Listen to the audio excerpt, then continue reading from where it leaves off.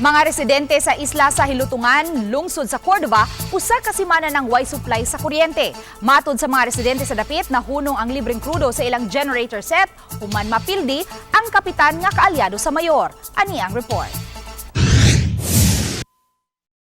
Sukad Hunyo ning tuiga, hayag ang tibok isla sa Hilutungan tungod sa libreng krudo nga gihatag isip abag sa lokal nga kagamhanan sa lungsod sa Cordova. Apan human sa piniliay niadtong Oktubre 30, gikatahong nagniob na ang isla matag gabii ug kadto lang mga panimay nga adunay solar lights ang naghayag. Sa karon tanan dili gyud siya ingon niya nay solar uban ngit-ngit gyud nagigwanta lang gyud pud sa kuan.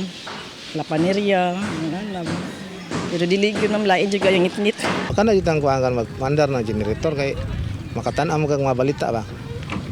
Kan solar di makakitag balita ana kay igo ra man sa panghayag ra man pangmukaon ka. Gagmay ra man mga solar panghatag ra sa kuan tagabay. Mismong si Konsehal Nelfa Sagarino, kinsa nasublian og termino ug kaalyado sa kanhi kapitan nga si Meraluna Cañete, mibutyag nga nahunong ang libreng krudo alang sa generator set, human mapildi si Cañete atul sa piniliay. Sa tinuod lang jud mamba katong pagkuan gani eleksyon sa admin man ko.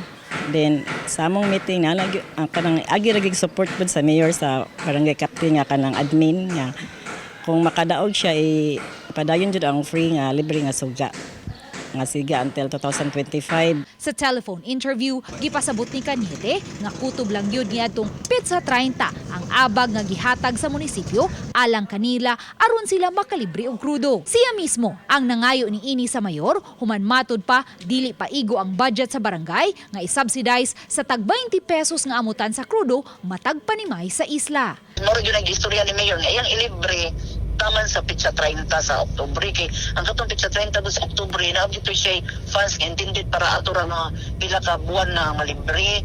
Mao na nga akong gipangutana si Mayor gahapon nga kung pwede pa ba nga kanang magpalibre nya na si Mayor nga mangita sa tag source ana ka. Matod ni Cañete, nagpahigayon man siya og sesyon ug iyang gidasig ang mga konsehal ilabi na kadtong nasublian og termino nga mamahimong mapadayon ang libreng supply sa kuryente sa isla apan mag-agad ka na sa initiative sa bag-ong napiling kapitan. Kini ang generator set nga mo'y nagsupply og kuryente sa tibok isla sa Hilutungan. Sa pagkakaron, matod sa mga residente, wala kini krudo apan andaman unta sila mag-amot-amot aron aduna lay ikapalit og krudo. Apan ang problema kay walay mangolekta. Karon na panahon kay sila na may nakadaog no naman ba sila yung mga istorya lisan ka kadili ka timpidil ka di syempre ang katong hintungdan na kolektor mura yung magpanuko na nga dili na ko mangulikta. Samtang ang bagong napiling kapitan nga si Fidelino Arong may pasabot usab nga isip pagrespeto sa kanhi administrasyon ug ilabi na kay wa pa siya makahurar at ubangan sa mayor